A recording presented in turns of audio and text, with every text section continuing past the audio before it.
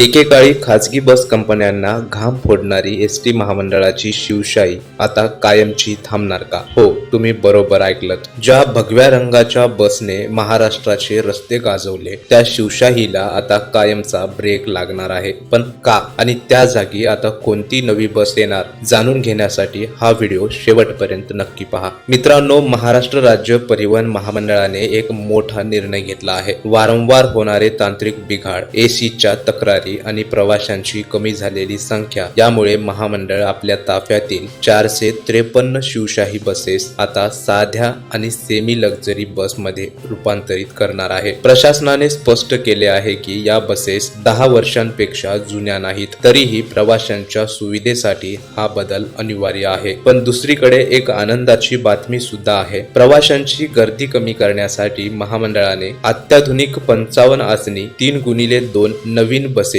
खरेदी केल्या आहेत. या नवीन बसेसना हिंदवी स्वराज्याचे संस्थापक छत्रपती शिवाजी महाराज यांच्या आई राजमाता जिजाऊ यांचे नाव देण्यात आले आहे. एकीकडे शिवशाहीचा प्रवास थांबतोय तर दुसरीकडे जिजाऊ बसेसच्या रूपाने एक नवा अध्याय सुरू होतोय. यासोबतच डिझेल खरेदीत मिळणाऱ्या सवलतीमुळे एसटीचे वर्षाला 12 कोटी रुपये वाचणार आहेत. तुम्हाला शिवशाहीचा प्रवास आवडायचा का? आणि राजमाता जिजाऊ या नवीन बसेस बद्दल तुम्हाला काय वाटते? कमेंट्स मध्ये नक्की सांगा. अशाच ताज्या अपडेट्ससाठी आपल्या चॅनलला सबस्क्राईब करायला विसरू नका. धन्यवाद.